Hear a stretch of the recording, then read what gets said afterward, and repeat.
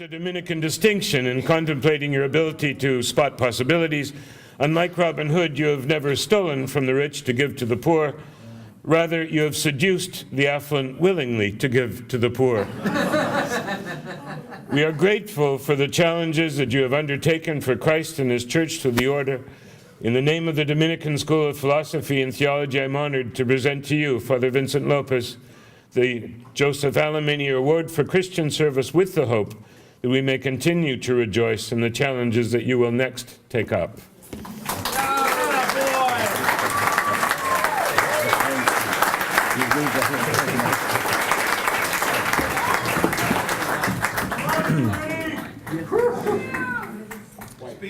I have a prepared speech, but I have to make a remark about the receipt he spoke about. He underestimated me.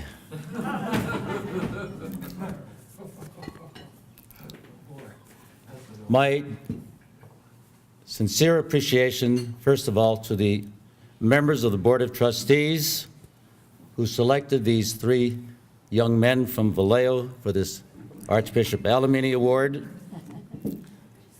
Profound gratitude to my Dominicans here present and in the past. You were in the chapel with us a little while ago. 57 years ago, I was a student here, and my professors and the men that went before me and my professors, they provided this place, this seminary, this monastery, this joyful place where I see the young men preparing for the priesthood today.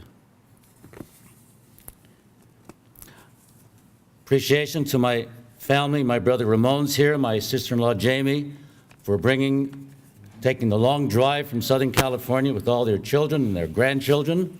Thank you for coming, Moni. And my sister Marie, thank you for taking the BART from Lafayette.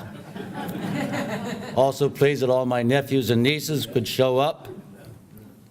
Appreciation for my schoolmates from high school. There's one fellow back there. I'll embarrass him. We were in the first grade 73 years ago, and we completed 12 years together under the supervision of the Dominican sisters. Our Dominican sisters, as has been said, what a wonder they have been for education for tens of thousands of students throughout California. And finally, John Murphy, thank you for introducing me. John, your representative, you and your wife and your children, of the thousands of students I've had in 6 different schools, with the care and the support that you gave to your children, first of all, and then to the school itself. I share with you 2 stories of 2 immigrants.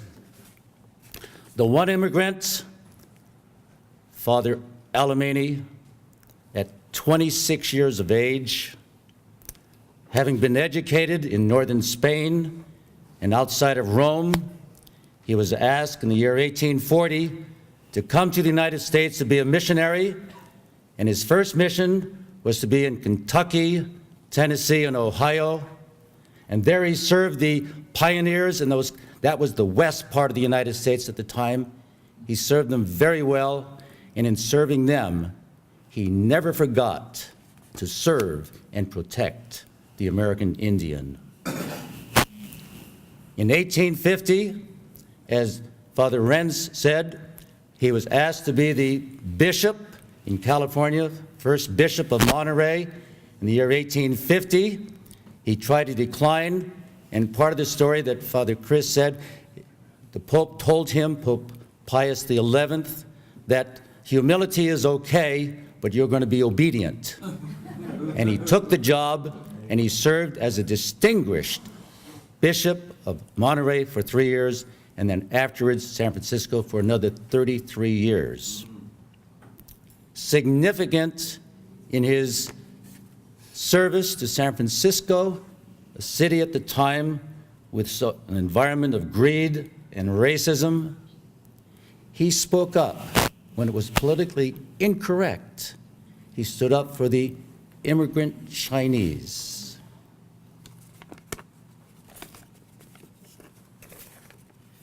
There's another immigrant I want to tell you about.